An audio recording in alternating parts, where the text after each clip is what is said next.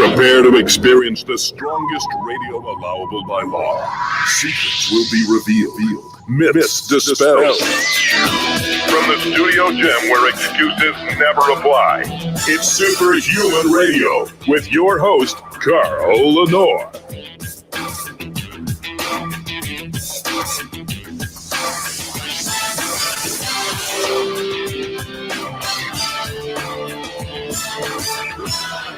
This green screen just keeps ghosting me. It's amazing. Like, I get it all set up before the show starts, and then the show starts, and half of me has disappeared. Welcome back to another episode of Superhuman Radio.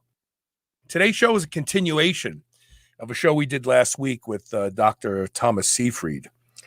Dr. Syefried came on the show to talk about a paper he published about a man who was diagnosed with glioblastoma back in 2014. He sent home to die. I mean, that's the truth. He was sent home to die, but he's outlived anybody's belief of how long he could live. His name is Pablo Isaiah Kelly, and many of you may remember him because I had him on 2 years after he was diagnosed in 2016. And so after we did the show with Dr. Syefried, I thought, let's get Pablo on the show and catch up with him. And I got to tell you, I was surprised at the number of people that reached out to me from Dr. Syefried's interview. Brain cancer is the 10th leading cause of death of Americans today.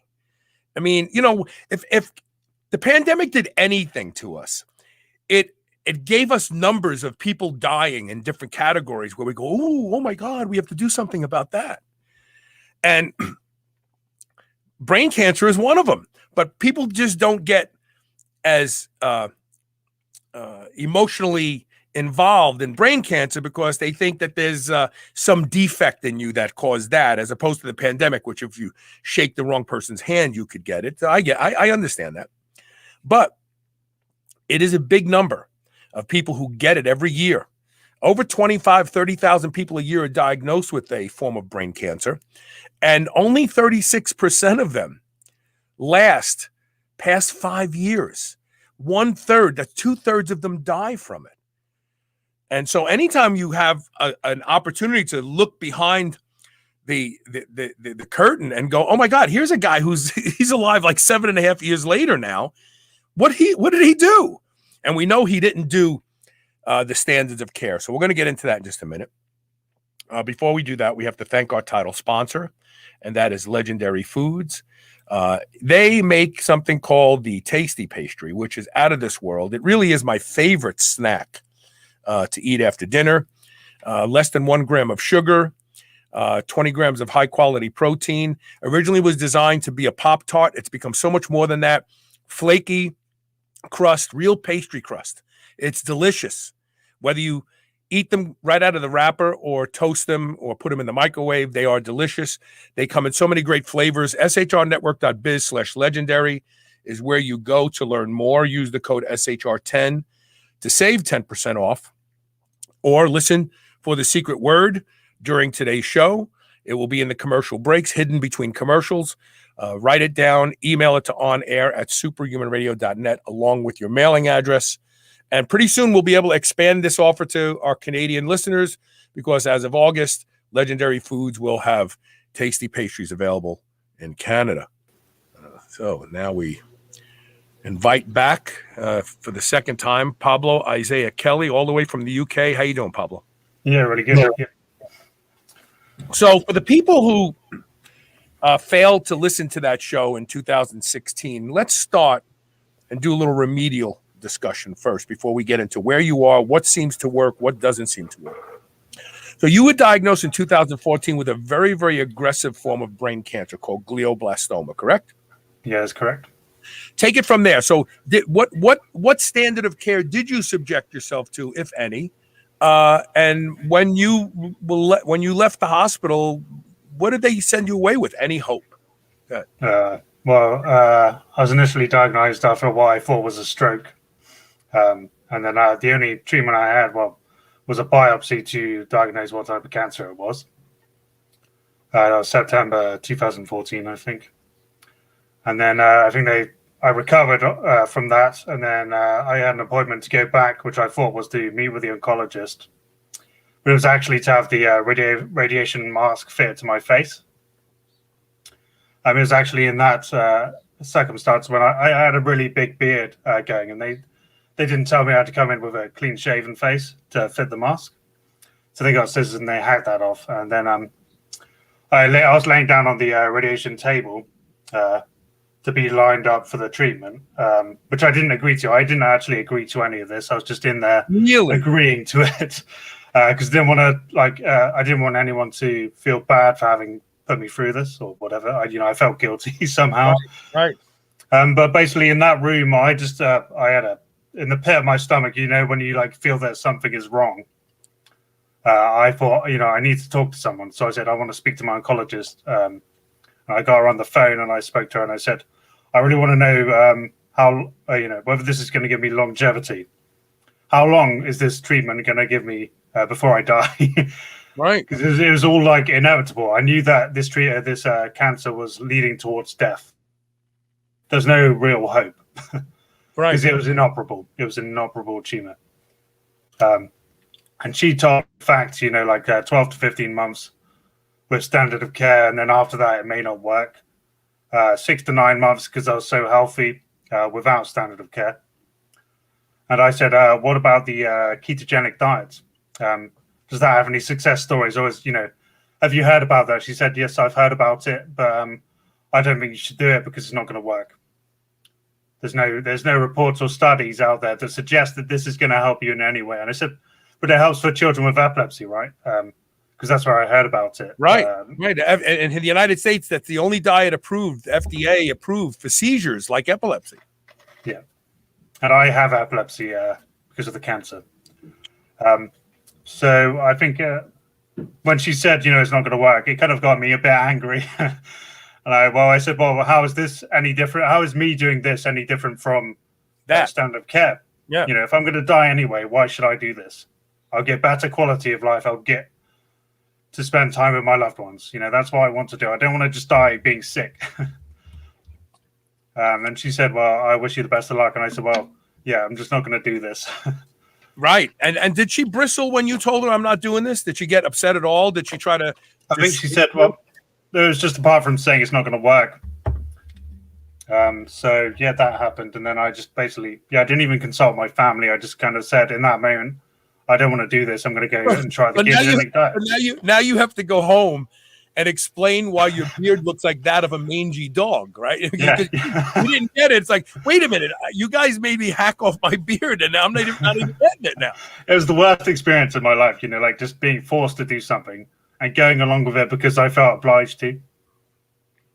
So, this is an important, there's a nuance to this. So the medical profession, by and large, believes that you and I, and I'm talking about the people in the audience and Pablo and myself, are too stupid to make important decisions like this for ourselves. Really, this is where this mentality comes from. Like, come on, get in here. We're going to do the radiation. We're like, you never talked to me about it. Oh, it doesn't matter. You don't need to know. We're doctors.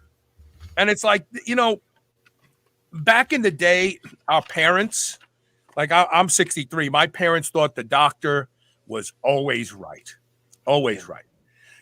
But we're starting to understand that doctors are just like barbers and they're just like mechanics and they mess up often. But the difference is if a mechanic messes up your tune-up, your car runs like shit for a while until you figure it out and fix it. But when a doctor screws something up in the diagnosis process, he shortens your life, effectively shortens your life. Now we're talking about, wait a minute, I don't mind a car that doesn't run right, but now you're going to take years off of my life. It's really, there's a nuance here. And that's why I want to say something to anybody dealing with the doctor right now. If you feel in the pit of your stomach, this isn't right, pull the brakes on it. Stop. You can always go back and do it later. If you decide, you know what, I do want to do that radiation, then you can go back. But if you feel that feeling in the pit of your stomach is an evolutionary gift that has kept your ancestors alive for millions of years, do not ignore it. It's not a saber-toothed tiger anymore. Now it's a friggin' guy wearing a lab coat.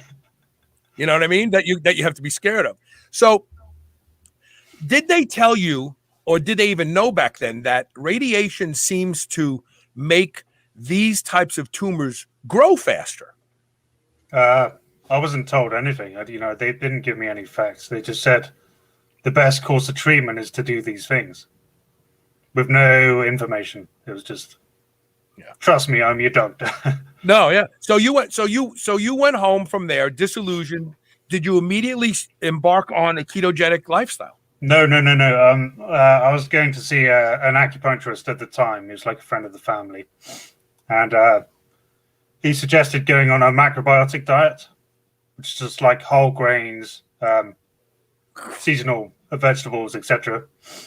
So I fed the tumor for a little bit, for about a month.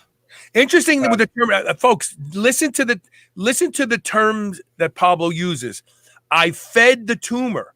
I mean, that's effectively what you're doing when you eat anything that's going to raise blood sugar.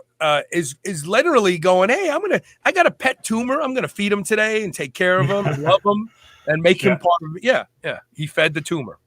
Yeah, and he was actually the one who helped me do all the research regarding ketogenic diet. So he ended up going on it himself after all this stuff. But it was after him reaching out and contacting Matthew's Friends, which is a charity that helps children with cancer in the UK. Mm-hmm. And then I think I spoke to someone called, I've actually forgotten her name, but she was a nice lady, and she she's the dietitian for their organization. And she sent me a lot of sheets with like meal plans and calorie. I was on a restricted calorie ketogenic diet. Right. You have to, and that's another thing people have to understand. To truly arrest this tumor and even stop it from growing, or if you're really lucky, shrink it, you have to be eating slightly below the maintenance level of your calories, because you have to make calories so valuable to tissue that the healthy tissue will survive on ketones, but the unhealthy tissue will die. And that's got to be hard to eat a little bit. Were you always hungry? No, because I had like gallons of fat all over every meal. Yeah, right. Just like butter, olive oil. I just like drowned my food in it, because I was like, ketones good, carbohydrates bad. So I was like, up the fat. Right. And so how long were you on the ketogenic diet before you went with a follow-up exam? I think it was every 4 months I had a scan. So within the first month, well, actually 2 weeks, I was in ketosis, a 1-to-1 ratio. And what did they see when they did the follow-up scan after? Stability in the tumor. So explain to people what stability means. It stopped growing, right? It was just dormant. Well, it was. See what I spoke to a radiographer recently, and he said that the minute my tumor is growing so slowly that you have to compare it over years. So I'm assuming at the time, because they didn't tell me, it was growing very slowly. But it was still growing. Yeah, it was still growing. Yeah. Okay. It's just stable, as in like there was they can't discern any changes. Right. So that's probably around the time I had you on the show in 2016, because you were stable then. Yeah, I was always stable. Yeah. Okay. For the next 2 years, I was stable. Right. So now, let's go from 2016 to current day. So what else? So you continue to be on the ketogenic diet, right? Yeah. But you're doing other things too. You've sought out other things. You've Yeah, I was determined doing, that inflammation of the brain is really a large component of this disease. Yeah. So what else have you learned to do that's working? At the time as well, I was doing supplementation. So I was using somewhere in America called Nutritional Solutions, where I would get some blood work done, send them the data on a sheet, and they would kind of diagnose what I was deficient in or what I was needing in my blood. So it's a lot of collating of like heavy metals. There was anti-inflammatories like resveratrol, boswellia, curcumin, etc. And I did that as well. I was taking quite a lot of supplements. And the reality is that the ketogenic diet, or for that matter, even the carnivore diet, if done properly, will reduce whole body inflammation in about a week or two. Because there was a study published 5 or 6 years ago that looked at protein, fat, and carbohydrates on the scale of their impact on inflammation. And the only food we eat that actually contributes to inflammation is carbohydrates. Fats do not, and proteins do not. So that's why when you go on a high fat, high protein diet, or vice versa, high protein, high fat diet, people go, oh, I lost 8 pounds in the first week. Well, don't get too excited. It's fluid, because edema, inflammation, attracts fluid. So when you suppress the inflammation, your body goes, we don't need all this, and you piss it out. So talk a little bit about some of the things that you're doing to help with inflammation besides boswellia and things like that. Anything else? Are you using any cannabinoids, any cannabidiol? At the time, yeah. There's when I was in the news, which is when I went on your show, someone kindly sent me some full spectrum cannabis oil, which is obviously illegal in the UK. But it was an anonymous person who just said, "Yeah, I'll send it." So I used that a little bit, but I didn't utilize it fully, because I found that for my seizures, when I was so kind of high that I can manage or function, that's when a seizure would occur, like a grand mal. So I had to be very careful. So when you were very high, you're saying, was that high on ketones or high using a lot of cannabis? Made me very stoned. I was I was unable to function in the mental capacity. Yeah, sure. Yeah, that makes sense. You probably just want to lay around and do nothing all day. I mean, yeah, but that's the thing. When a seizure happened, I wasn't able to control it the way I would normally if I was completely cognitive. So that was the issue where the issue arose. So you measure your blood sugar and ketones every morning, right? I used to. I don't do it more at the minute, because I'm on a carnivore diet, and I know that my ketones aren't going to be up here. But they are still high, right? I mean, are you producing like 1 or 2 millimoles? I'm about 5.5. So 5.5 millimoles? No, 0.5. 0.5. Oh, 0.5. Yeah. So I'm still a very sick. So Dr. Syefried talked about a ratio of ketones to glucose. What ratio do you shoot for? Better than 1 to 1, or? When I was on a ketogenic diet, I was hitting the 1 to 1. Sometimes breaking that barrier and go to like a lot higher. So like my glucose was about 3.5 occasionally, and my ketones were about 5, which to me felt quite dirty in the blood. I felt like I was rushing, or like there was too much happening, too much energy. Really? Yeah, that's interesting. Like there's a surplus of energy that I couldn't use. Interesting. How is your sleep, Pablo? Obviously, people who have brain tumors tend not to sleep well, and that contributes to inflammation and the growth of the tumor. I'm actually at the minute, because we've had a baby last month. Congratulations! God bless you. Congratulations. Yeah, he's about a month old now, and basically I've been sleeping like a log. And for the last 2 years, since I started carnivore, I actually feel great. Like every time I go to bed, I sleep right through. That's wonderful. So talk about exogenous ketones. Do you use exogenous ketones to augment when you know that you're possibly feeding the tumor with this meal that you're going to embark on to keep those ratios? Do you use exogenous ketones? I did use exogenous salts, and I also used MCT oil, which there's a fine balance to have too much. Oh, of course, you get the energy rush again from it? Because also, I think my body, I had a fast metabolism 7 years ago. So when I was taking them, it was quite a quick reaction. Metabolized it quite efficiently. But I stopped taking that in 2018 after my reoccurrence. So you don't use any exogenous ketones at this time? No. Interesting. It's all. I use intermittent fasting as my source at the minute. How long of a fast do you observe, and is it daily? Well, I think I've got 8-hour feeding window. So yeah. So you're fasted for 16 and you eat for 8. Yeah. Okay. How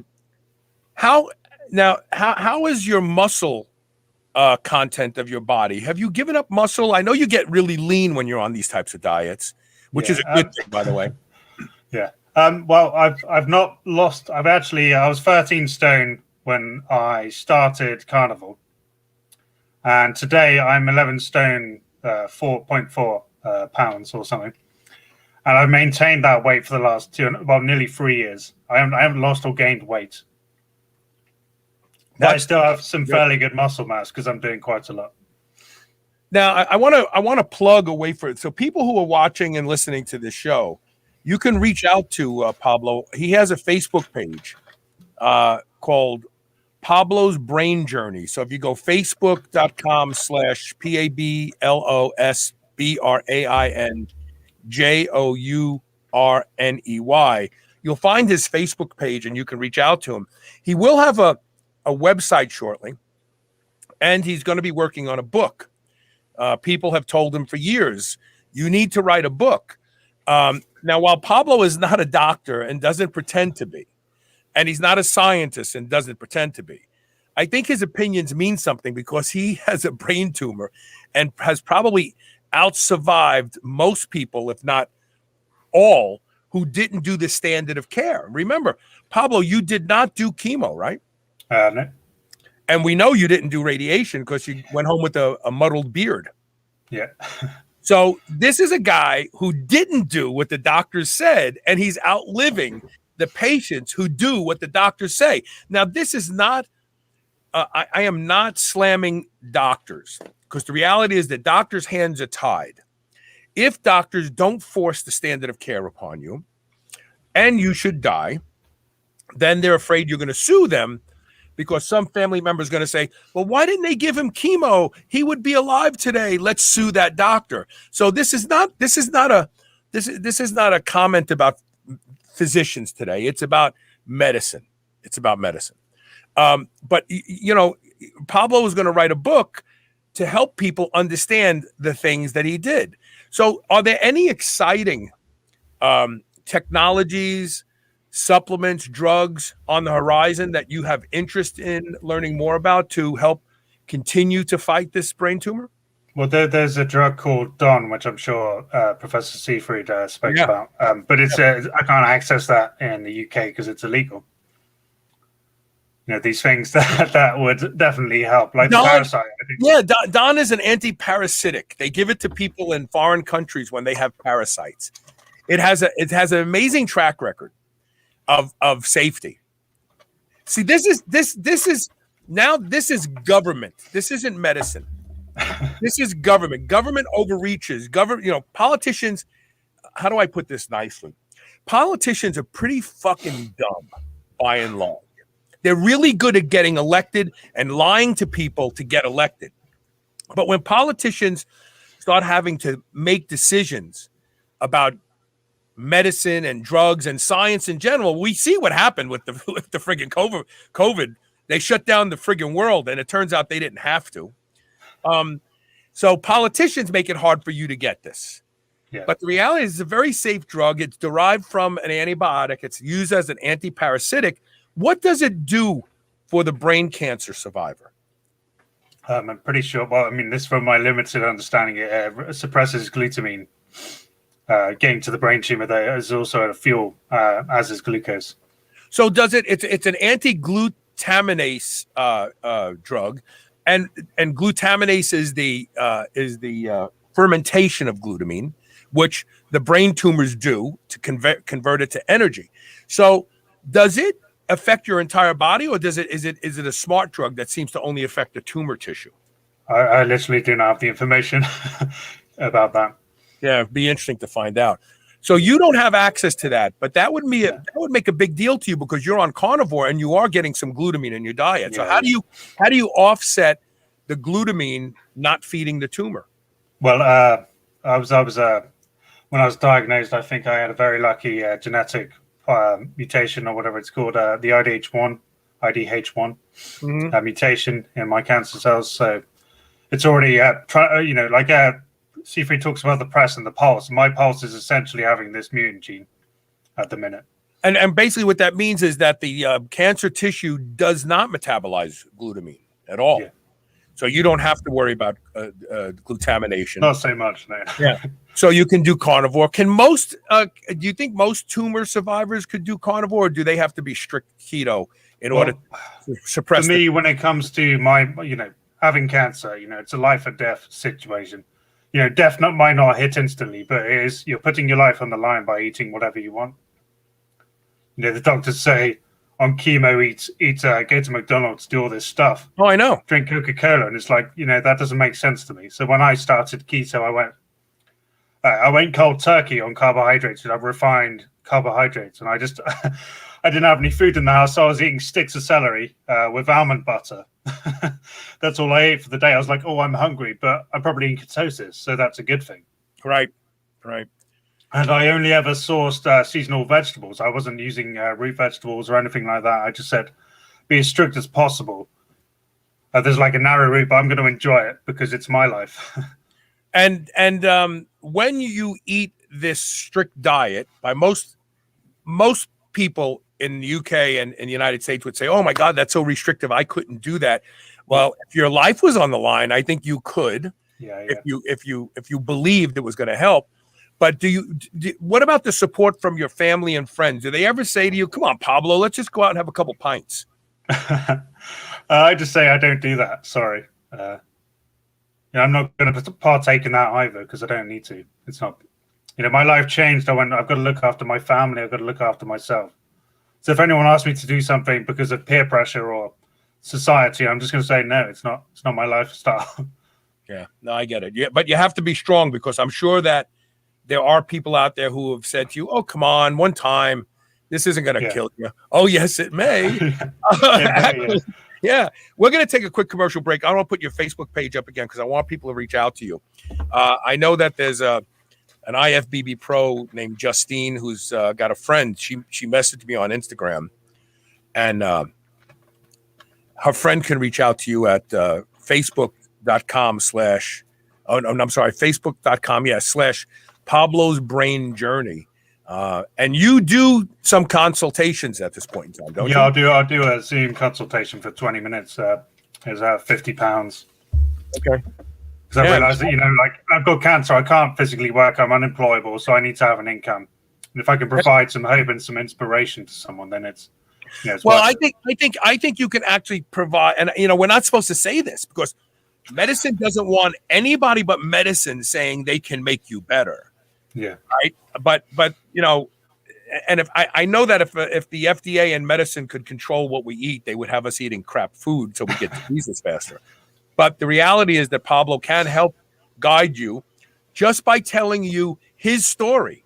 You don't have to do it, and he's not going to suggest, well, this is what you do. What he's going to tell you about is what he did. And 7 years later, real fast before we go into the break, did they tell you how? I know the conversation you had with your oncologist said you'll last 18 months if you go for the radiation. Yeah. But when they sent you home, did they say, at best you got 3 years, 4 years, 5 years? Did they say anything like that? No. 6 to 9 months. 6 to 9 months. Folks, did you hear that? Because, when you sit in that doctor's office and he says, yeah, you got 6 to 9 months, he may as well be rubbing a crystal ball.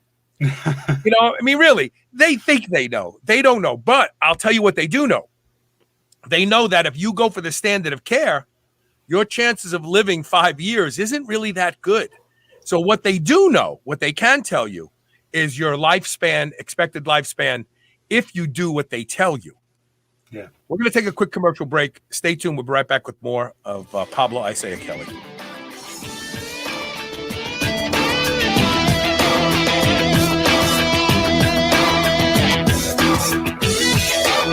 Every day, there's a new wellness trend. Eat that, do this, avoid those. How do you know where to start or who to trust? Inside Tracker helps you cut through the noise by analyzing your blood, your DNA, your lifestyle, and your fitness tracker to provide you with a science-backed, trackable action plan on how to live, age, and perform better. Personalized, one-size-fits-one recommendations to help you optimize you. For a limited time, Inside Tracker is offering Superhuman Radio listeners 25% off the entire store. Go to shrnetwork.biz/inside tracker, INSIDETRACKER,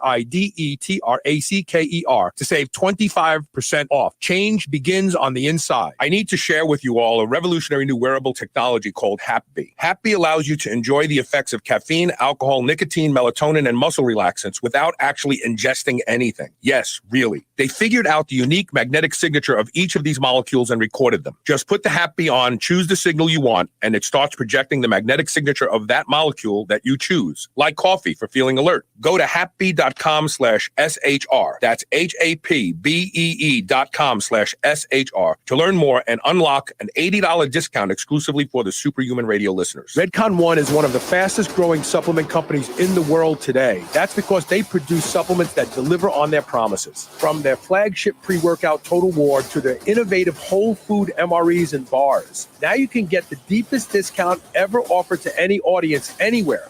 Use code SHR and get 25% off all Redcon One products today. SHR and 25% off. Go to redcon1.com. That's REDCON, the number 1.com.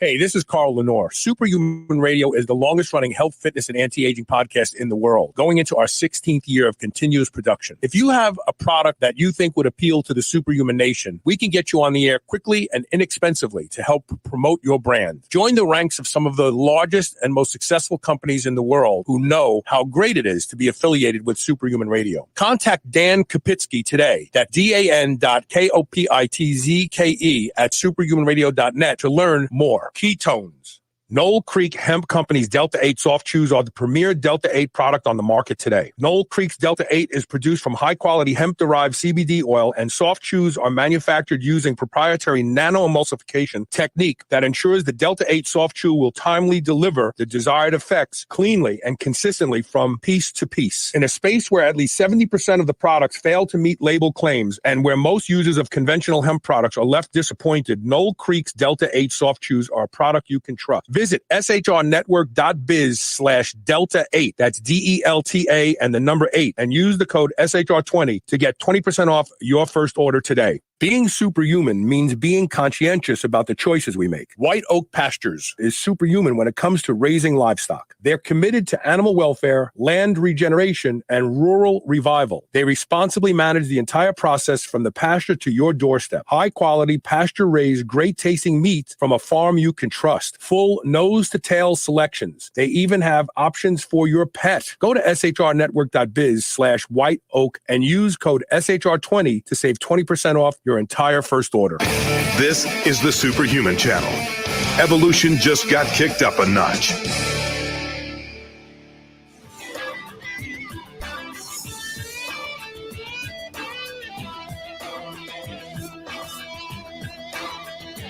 I got to give one of our sponsors a shout out, and that is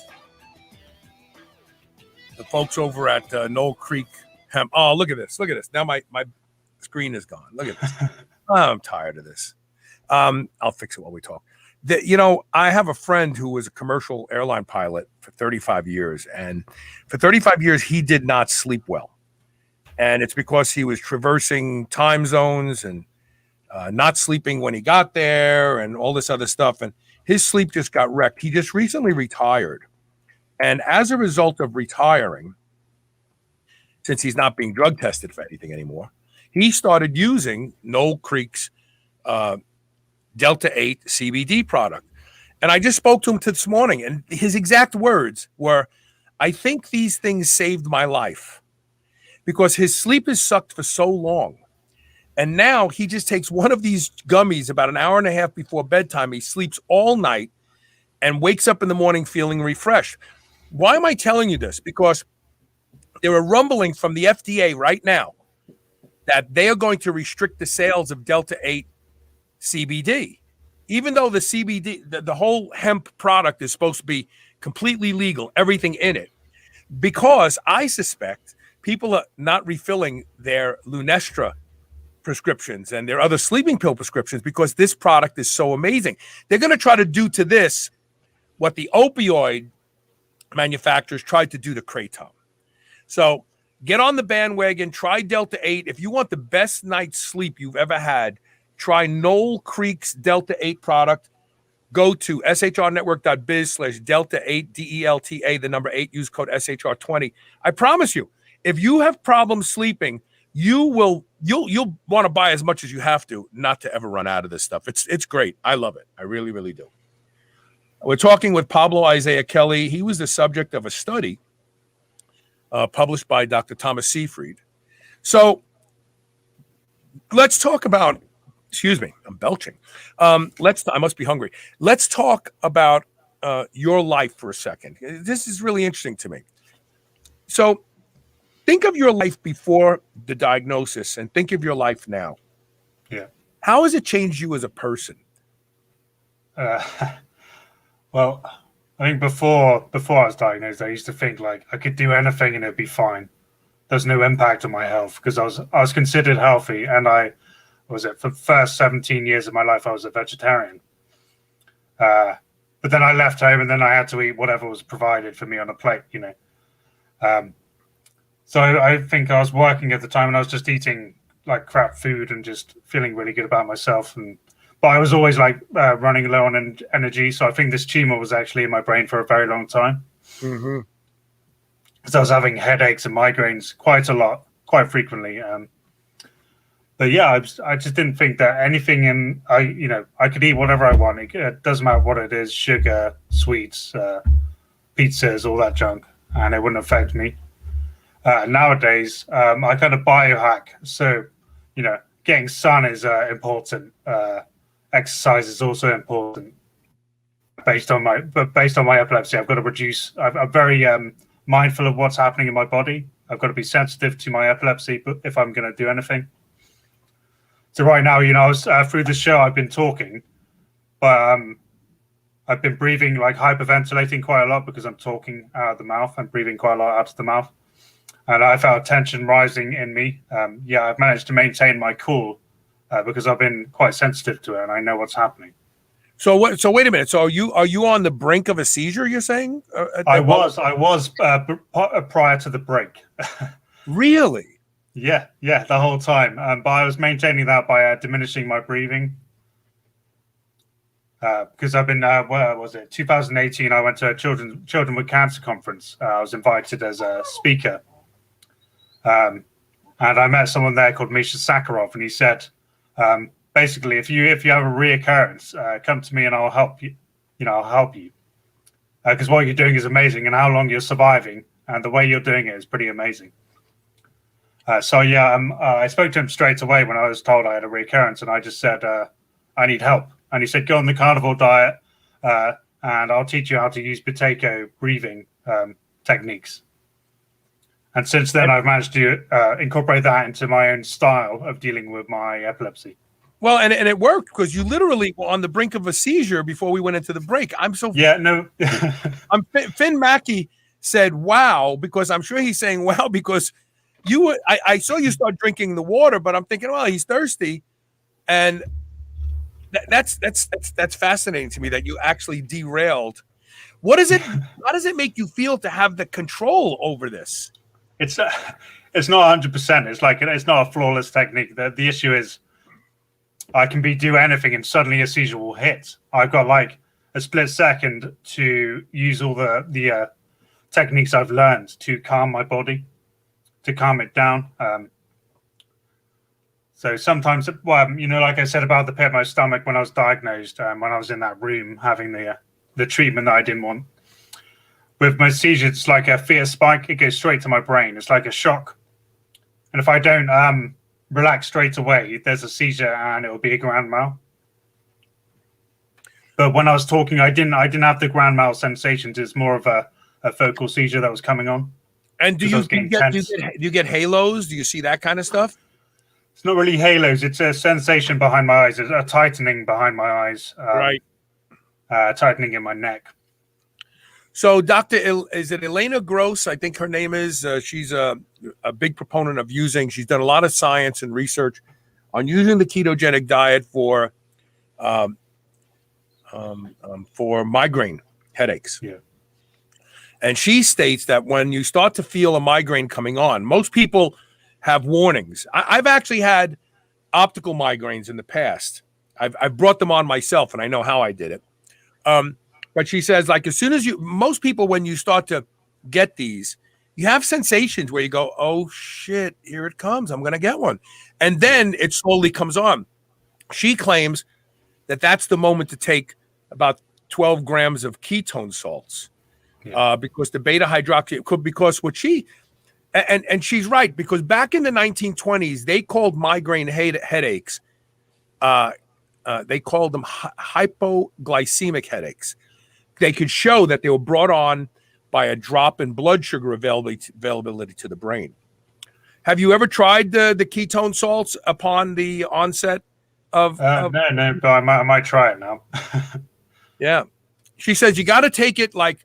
You shake it up and take it like that moment where you go, uh-oh, I think I'm going to have a seizure. Yeah. Which apparently everybody who has seizures has these little moments of warning that precede the seizure.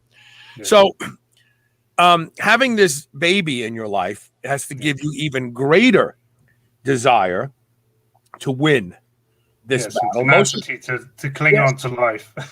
Yeah, I mean, now you got to do it for this. Is it a little girl or a little boy? It's a boy, yeah. We got a girl and a boy now. Okay, so you got these two kids that even give you greater desire to stick and stay. So where is your tumor right now? Compared to when you were first diagnosed, it's on the right side of your brain? Right parietal lobe, yeah.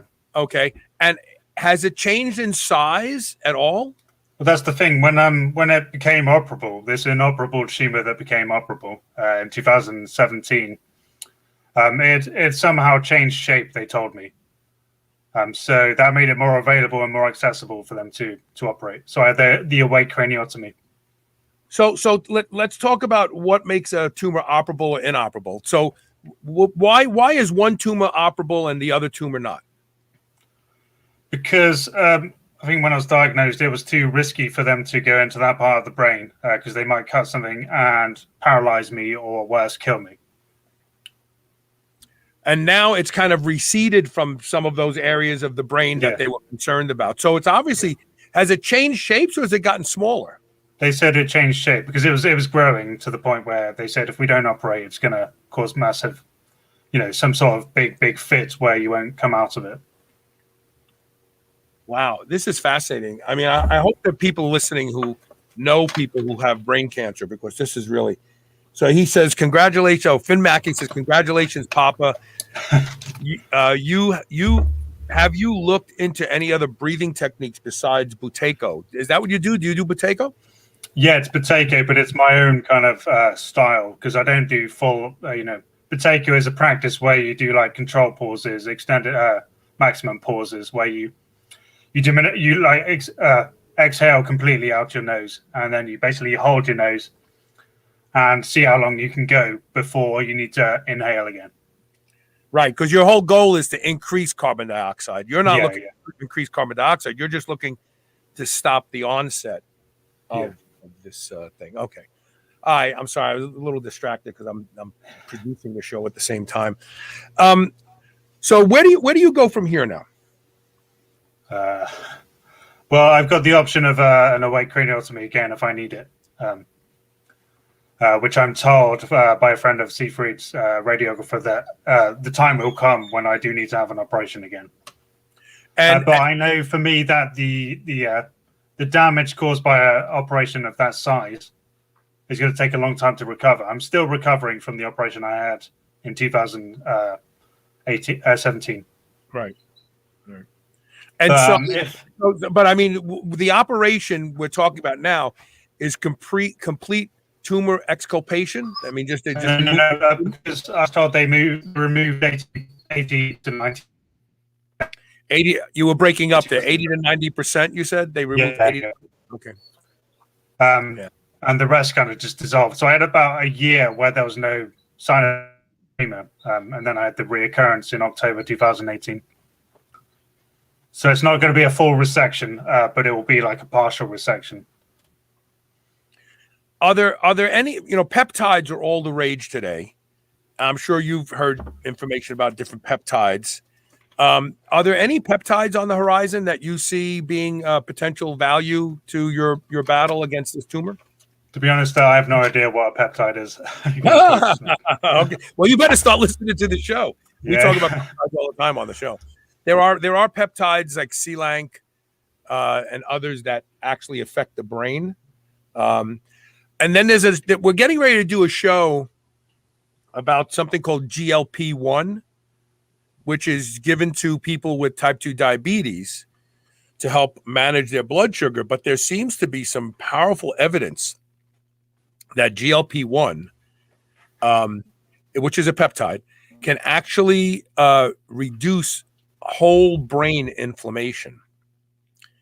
Now, we're gonna do a show with Dr. Betsy Earth soon, because my question is, does it only reduce brain inflammation in diabetics, or healthy people who also have brain inflammation for some other reason? Will it help them? And we'll get to the bottom of that very shortly. You'll want to listen to that show when we produce it. So interesting. Do you have doctors that you're working with now that understand that what you're doing is effective and paying attention? I would love it if it was the case, but there is no doctor that's on board with me. They just tell me I'm lucky. That's it.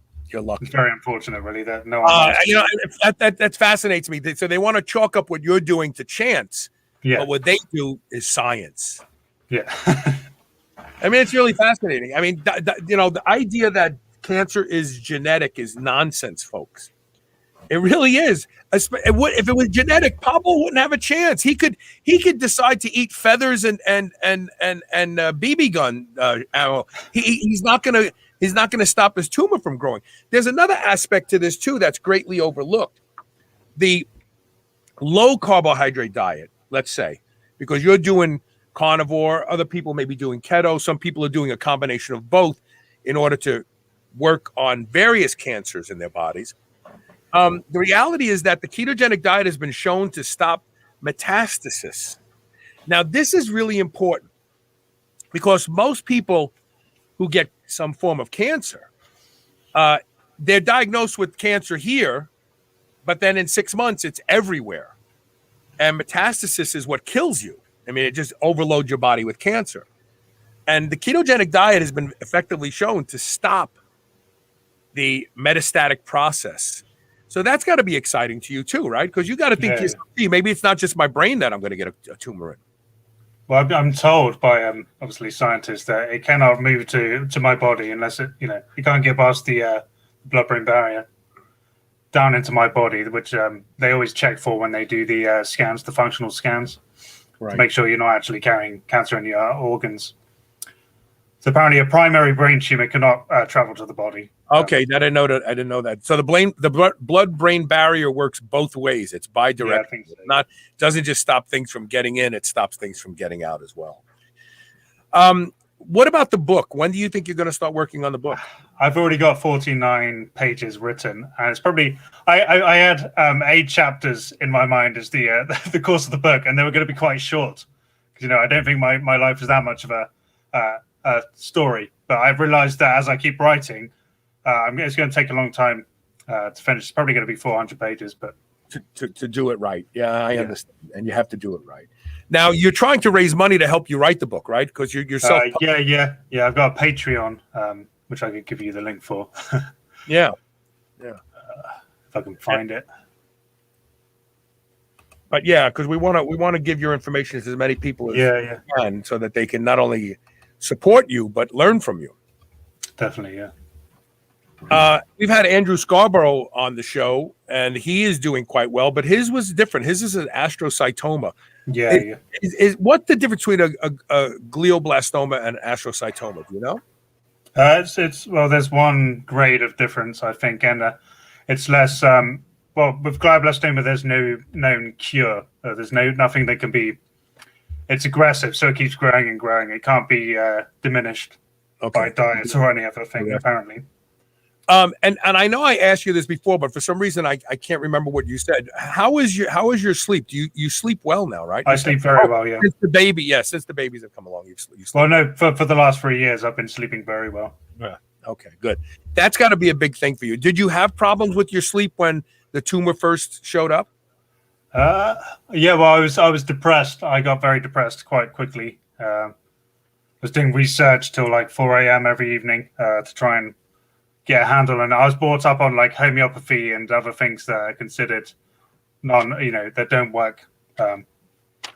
That's a good question. So what else have you determined didn't work that you've tried? Macrobiotic diet, we know, because it's too high, potentially high in sugars. But it's hard to remember all the things I've tried. I mean, there's cannabis oil, of course. Right. Supplementation, obviously. I think that was it, really. I mean, the diet is the main thing that has kept this in check. What keeps you fueled with courage? We can all look at you and go, yeah, I do the same thing. But the reality is, faced with dying, like you were supposed to die years ago, that's got to scare the crap out of you.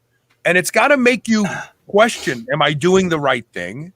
What advice can you give to people who are embarking on this journey that their doctors are telling them all this stuff that you've heard? How do they develop courage to take the initiative to try something that is going to be told to them won't work? Well, amazingly, when I was going to this acupuncturist, he helped me understand the ketogenic diet and how to implement it. He, the whole time I've known him, has tried to impart kind of mindfulness or mindset techniques that all the gurus in the world have imparted upon us for a long time. The idea of presence, living in the moment rather than in the future or the past, which is pointless because none of them exist until you're there. So once I understood that, and once he kind of drilled it into me that I shouldn't be afraid of dying because it's inevitable for all of us. Right. So the understanding that we are going to meet our end. It doesn't matter if, we could walk out our door in the morning, get hit by a car, and that'll be that. You got to understand that life is not just it's never going to be easy, but you just got to accept that what is, and you can do something to change it. So I went into this thinking, fuck my life, pardon my language, but I was like, oh, this is shit. So what am I going to do? I'm just going to die. And then kind of in that moment where they told me you've got a glioblastoma brain tumor, I went, I know what that is because I've researched it. It's the worst type of brain tumor. So I'm going to die. And then I was like, there was a moment where I looked at my partner and my mother, who was sat in the room with me. They were both white as sheets. And there was a clarity in me. And I said, I'm not going to give this life up that easily. I'm not going to allow it to take me. There's something I can do outside of what I think or what I'm being told I can do. So I think to people who are diagnosed, you've got to ask the right questions. Quality of life, quantity of life. Those two questions are what kind of solidified my decision. So if you don't do that, you're just allowing someone to take your life into their hands rather than taking your life into your own hands. I want to take a break, and when we come back, I want to talk more about death because I have some opinions of this. We're going to be right back with more of Pablo Isaiah Kelly, so stay tuned.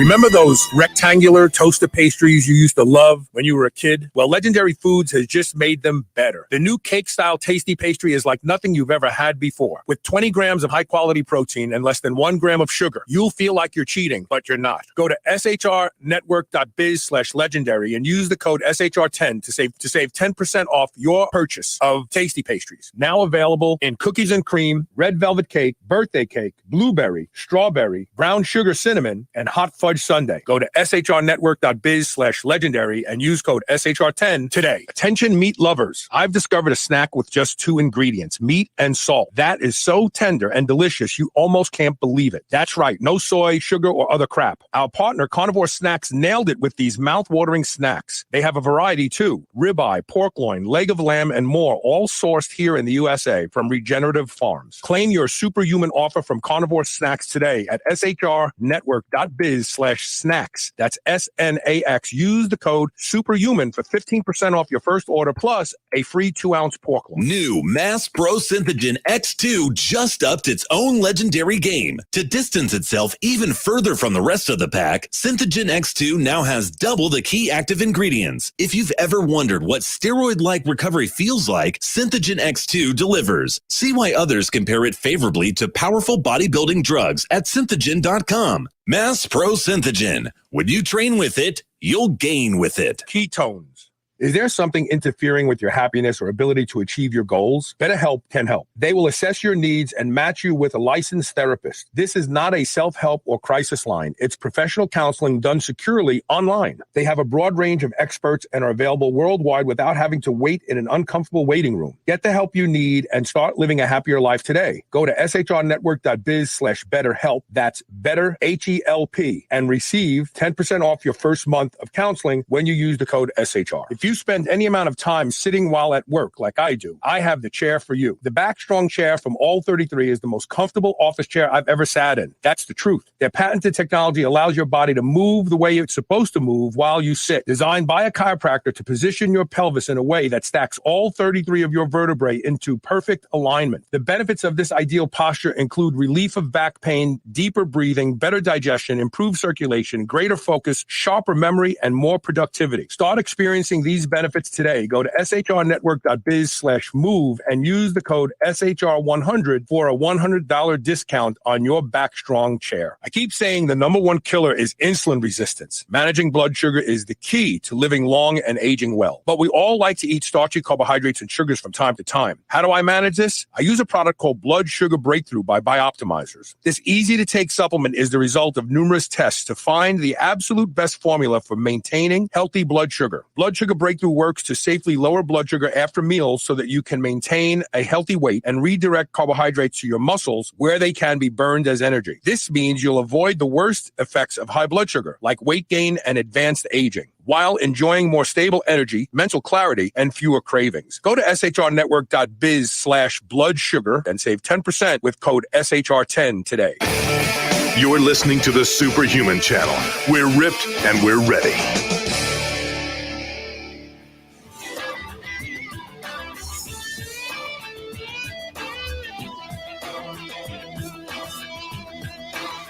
Welcome back. So, several years ago, I lost my mother, father, and sister all in a 6-year period. And I'm a family of 4, so it's me. I'm the last man standing. And I couldn't sleep for a good year and a half. I would wake up in the middle of the night to use the restroom, and I couldn't go back to sleep because I'd start thinking about my sister, start thinking about my mother, my father. And I realized at that moment that my own mortality was really what I was seeing. Like, hey, I'm next, I'm the next man standing.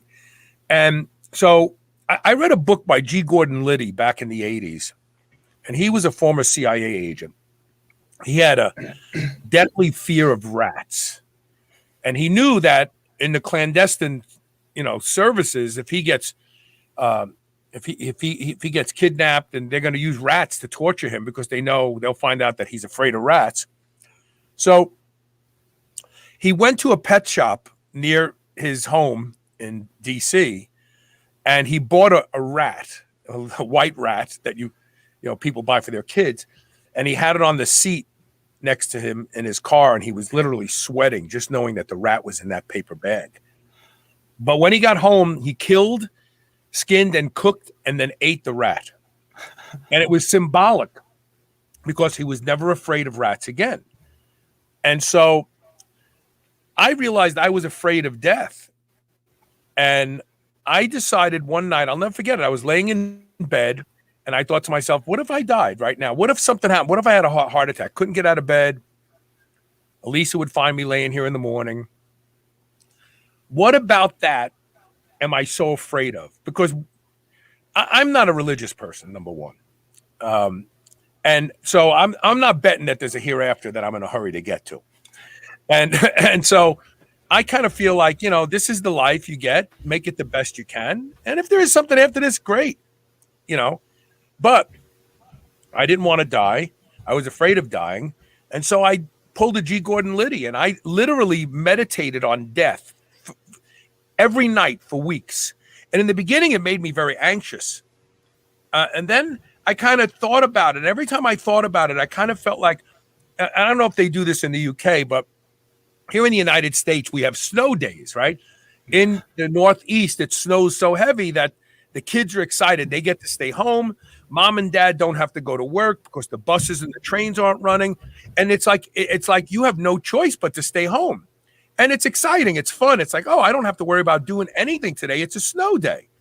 And so the prospect of dying, to me, kind of became snow day. I thought, well, if I die, nobody's going to be pissed off at me because I didn't pay that bill, or I didn't show up for work, or I didn't get the oil changed in my car, or I didn't solve this problem for some friend, because I'm dead. Yeah. And then I realized that the fear of death is what everybody is afraid of. It's not really dying. And so I got to the point where I embraced my death. I imagined dying. And it also helped me focus on the things I felt like I needed to get straightened out now, so that when I die, I can go, okay, I got everything is covered. Elisa's taken care of. Everybody needs to be taken care of is taken care of. And I'm not afraid of death now. And in fact, my life has become more meaningful. Yeah. Because when you and you know what the funny thing about death is, it's like, let's say you came to the US, we started in New York and we started driving in a car west. Now, ultimately, we're going to get to California because that's the end of the map. But every time we start to talk about California, I shush. No, don't talk about that. I don't want to talk about California. But it's inevitable. We're going to get there. Shouldn't we plan for it? Shouldn't we think about it? That's how people treat death. They're afraid of it. They need to find a fairy tale that makes them comfortable with it. Yeah. And the reality is, if you would embrace death, you can actually have a fuller life. What do you think about that? Yeah, that's exactly how I think about it. It's I'm not afraid of that end point because it's going to happen. I'm comfortable with dying. Even if I haven't left anything for my family. I was just starting. I was 24 when I was diagnosed. I thought, I was in a job where I was getting more responsibility. I was going to be paid more. I was like, oh, I got these things that everybody wants: a house, a car, a future. All these things that I wanted from life, but then I got diagnosed and I was like, none of that's going to happen now. So I had to really fast track myself to this fear of death that you're talking about. Then I realized that is the fear of dying, not the fear of actually, when I'm dead, I'm dead. There's nothing more I can do. Right. Why should I be afraid of that? It's actually a release of this body. It's the end. So what do I need to fear? And then I was like, but then I had the first child and I was like, oh, well, I can teach her that death is not something to be afraid of. She can have a better life from my understanding of death. And my partner is less afraid of me dying because I'm so comfortable with it. Right. It's a knock-on effect. Everyone's actually building bridges again. We had issues in my family where no one was talking to each other. Because I was I was going to die, right, in their eyes. They all said, oh, I've got to start looking at things that I resent and forgive. So they all started to forgive each other, and everyone's actually friendly now. I was like, well, it took me almost dying because I'm not dead to make that for them to understand. Right. Yeah. Right. No, that's fascinating. So So we have a positive question. aspects. It's not like, it's not a negative thing. It's people die all the time, and it's meant to happen. So I mean, the other day we were actually in a car accident. A bike came out of nowhere, hit us side on. Fortunately, he missed me, he missed everyone else. We had the baby in the back. If he was a meter behind me, he would have killed my newborn. But fortunately, he hits in front of me, and I was like, the initial shock was like, oh, what happened? And then I was like, okay, I've got to act, because my fear of death was not apparent anymore. Right. I reacted in a positive way. I made sure he wasn't dead, and then I got angry at it. Right. He was lying there. He shattered his arm and his leg. I was like, well, I mean, this was your choice going fast. Right. Right. We make our choices in life. I didn't choose to have cancer, but I can make a choice to better my life from that experience. So that's a good segue to this question. Brenda Kyle says most head and neck cancer is caused from smoking cigarettes. Did this gentleman I stopped smoking before I met Rebecca, my partner. So in 2013, I stopped smoking. Okay. After smoking from the age of 12 because of peer pressure. Well, and there you go. Maybe Brenda Kyle is right about this. Maybe that contributed to the formation of your brain cancer. Well, I took drugs as well, so I don't know if that was also a part of it. You took what? Recreational drugs. Yeah, we all do that. I did a lot of recreational drugs, and I still do them from time to time. So let's leave it at that. So God, that was one other thing I wanted to ask you. Now I forgot what it was. Isn't that terrible? Mm-hmm. So the book will come out hopefully in the next year or two. Yeah, well, hopefully in the next year because I need an income. Unfortunately, my disability benefits were stopped for the first time because I'm not dying anymore, and there's a conditional kind of condition for me getting benefits. Even though I'm still terminal cancer, that's my diagnosis. Right. Diagnosis. I could die at any point, but my oncologist and my surgeon will not sign that off. That's horrible. That's horrible. Yeah. So I've been without this disability benefit for the last 3 months. I've been without money. Are they punishing you because you didn't do what they said and you're doing better? I think it's they're scared that they could get in trouble. They're not going to do it because was it free benefit decision. My oncologist said, yeah, if you want to maintain still be on benefit.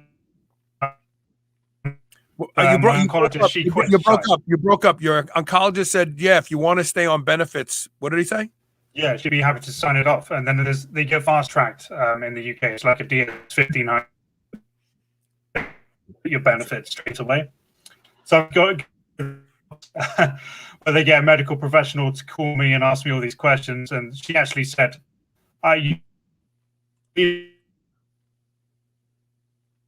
We're having a little connectivity problem right now with Pablo, but here's what I want to say real quick. For those of you who are watching or listening to the show, and if you yourself or someone you know is struggling with the diagnosis of brain cancer, Pablo has a Facebook page at Pablo's Brain Journey where you can reach out to him. He'll even set up a Zoom call so you can ask him questions. Maybe you just need the courage to do what you know is best for you, because doctors are very persuasive. They're scary. If you don't do this, you're going to die. Somebody ought to say to them, well, a lot of the people you treat die. So if I do what you do, am I still going to die? Yeah, probably. Okay, so then I don't think I'm going to do what you want me to do. And it takes courage to do that. It takes courage to challenge a doctor. But you have to challenge your doctor in this day and age, regardless of what your disease state is, because the medical orthodoxy is not curing anything. Surgeons fix stuff. They fix broken bones, but the average GP, general practitioner, he's not fixing anything. He's giving you a drug that will allow you to continue to live a broken life for as long as possible. Pablo, I want to thank you for making time to come on the show for the recap all these years later. Yeah. Could I just tell you, I put in the private chat my Patreon and an Indiegogo. Oh yeah, let me put that up. I have that. There we go. So patreon.com/journey through brain cancer is another way to connect with Pablo. What do you put up on your Patreon? Well, I might do snippets of my book. I'm yet to create some content, maybe just inspirational videos because people need it. especially in this day and age. Okay. All right. And then also, if you want to contribute to his book, it's on Indiegogo. And it's writing my book on life with terminal brain cancer. Can they just go there and search for Pablo Isaiah Kelly? Hard to say. I think you can. I think if you go to Indiegogo.com, you can search for Pablo and start there because his name should be associated with his Indiegogo account. We're losing connectivity, Pablo. We're having some problems with the internet on your end. So we're gonna say thank you for being here. And people have all the different ways that they can reach out to you. Can you hear me? Yeah. Okay. Yeah. You're breaking up in and out. But anyway, look, and we'll be in touch, and hopefully another 6 years from now, we'll do this again. Looking forward to it. Yeah. Yeah, I look forward to it too. Take care, and congratulations on the birth of your children. Take care. All right, we're going to take one quick commercial break, and when we come back, I have to tell you, I was wrong about something. Yes, and I'm going to admit it, and you're going to want to hear it. So stay tuned. We'll be right back.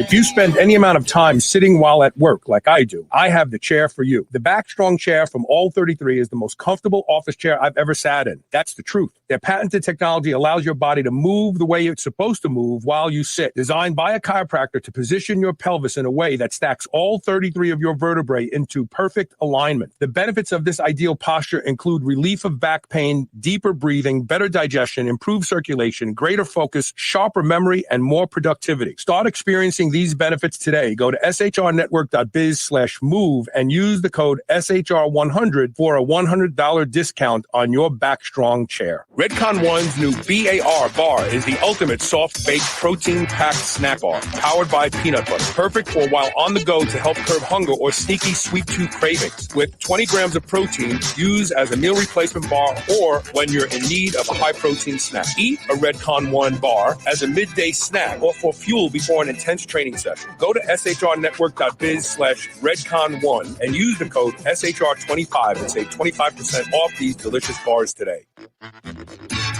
I need to share with you all a revolutionary new wearable technology called HapBee. HapBee allows you to enjoy the effects of caffeine, alcohol, nicotine, melatonin, and muscle relaxants without actually ingesting anything. Yes, really. They figured out the unique magnetic signature of each of these molecules and recorded them. Just put the HapBee on, choose the signal you want, and it starts projecting the magnetic signature of that molecule that you choose, like coffee for feeling alert. Go to hapbee.com/SHR. That's HAPBEE.com/SHR to learn more and unlock an $80 discount exclusively for the Superhuman Radio listeners. I keep saying the number one killer is insulin resistance. Managing blood sugar is the key to living long and aging well. But we all like to eat starchy carbohydrates and sugars from time to time. How do I manage this? I use a product called Blood Sugar Breakthrough by Bioptimizers. This easy-to-take supplement is the result of numerous tests to find the absolute best formula for maintaining healthy blood sugar. Blood Sugar Breakthrough works to safely lower blood sugar after meals so that you can maintain a healthy weight and redirect carbohydrates to your muscles where they can be burned as energy. This means you'll avoid the worst effects of high blood sugar, like weight gain and advanced aging, while enjoying more stable energy, mental clarity, and fewer cravings. Go to shrnetwork.biz/blood sugar and save 10% with code SHR10 today. Hey, this is Carl Lenore. Superhuman Radio is the longest running health, fitness, and anti-aging podcast in the world, going into our 16th year of continuous production. If you have a product that you think would appeal to the Superhuman Nation, we can get you on the air quickly and inexpensively to help promote your brand. Join the ranks of some of the largest and most successful companies in the world who know how great it is to be affiliated with Superhuman Radio. Contact Dan Kapitsky today. That's DAN.KOPITZKE at superhumanradio.net to learn more. Is there something interfering with your happiness or ability to achieve your goals? BetterHelp can help. They will assess your needs and match you with a licensed therapist. This is not a self-help or crisis line. It's professional counseling done securely online. They have a broad range of experts and are available worldwide without having to wait in an uncomfortable waiting room. Get the help you need and start living a happier life today. Go to shrnetwork.biz/betterhelp. That's better, HELP, and receive 10% off your first month of counseling when you use the code SHR. Spit that out right now. This is the Superhuman Channel.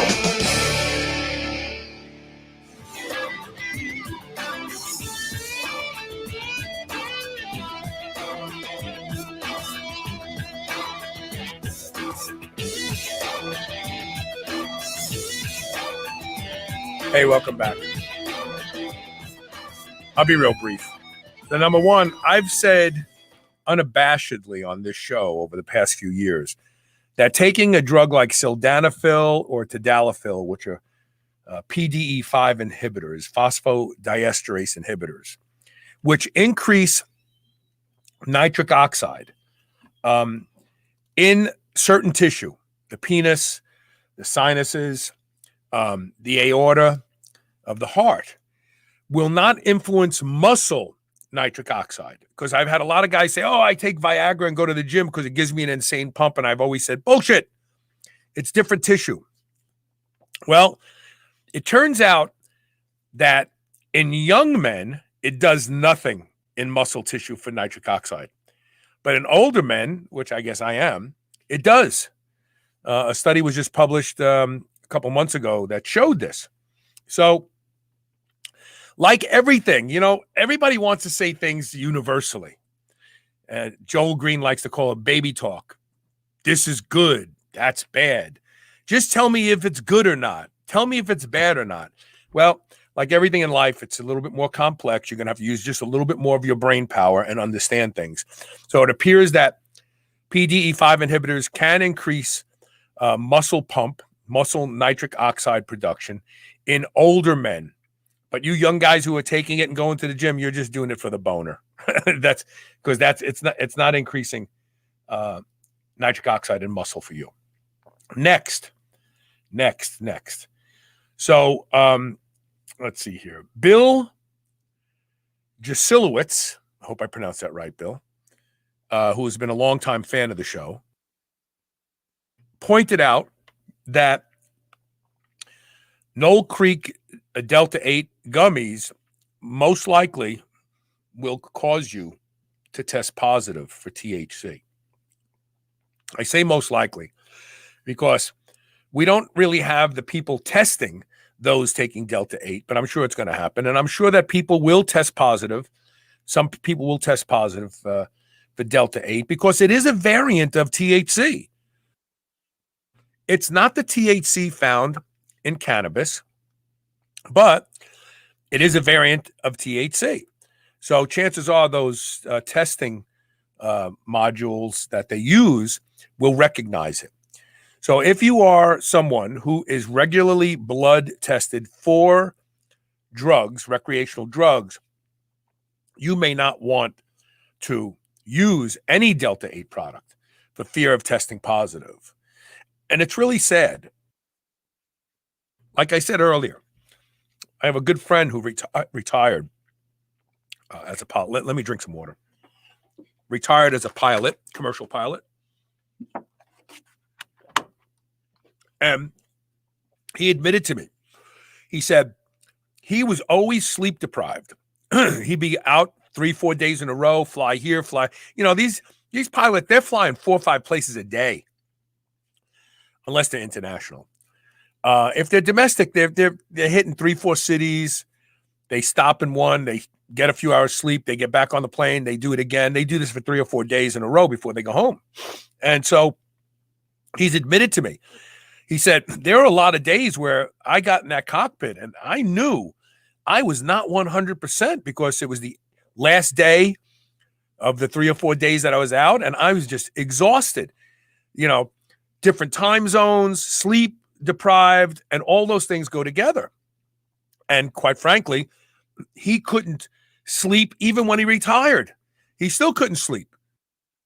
And he said to me this morning that Knoll Creek's Delta 8 literally saved his life because he is sleeping so good right now. He feels so much better. He hasn't felt this good in years. But the irony is that if he took that to sleep and it improved his alertness the next day and improved his ability to do his job, why should they knock him down? Because he'd lose his job if he tested for THC and Delta 8. And it's just nonsense. Those guys that are flying and those girls that are flying, they can take drugs like Lunestra and Ambien, which we know are horrible drugs. They actually make people, the personalities change. The people black out. They don't remember that they went to the casino and lost all their money the next day. They sleepwalk. But because it's approved by Big Pharma and the FDA, they can take those drugs that really F them up and put them at greater risk of flying a plane, but not something natural like Delta 8 CBD. So thank you, Bill. You're right. If you are worried about testing positive for THC, then the Delta 8 products are probably not for you. So there you go. And that's it for today. We've got great shows the rest of the week. Dr. Stephanie Seneff is coming on at the end of the week. For those of you who remember her, she's an MIT scientist who really, really, really put the spotlight and magnifying glass on glyphosate, on Roundup, years and years and years ago. She was on my show. She just wrote a tell-all book, all based in science. Believe the science. Let's see how many people believe the science when they read about how horrible glyphosate is and what it's doing to the world. So she's going to be on the end of this week. Hopefully you can tune in for that. That's it for today. Check out, like I said, give Pablo, let me get his graphic up here. Give Pablo a shout out. Go to his Facebook page, Pablo's Brain Journey. All right, facebook.com/Pablo's Brain Journey.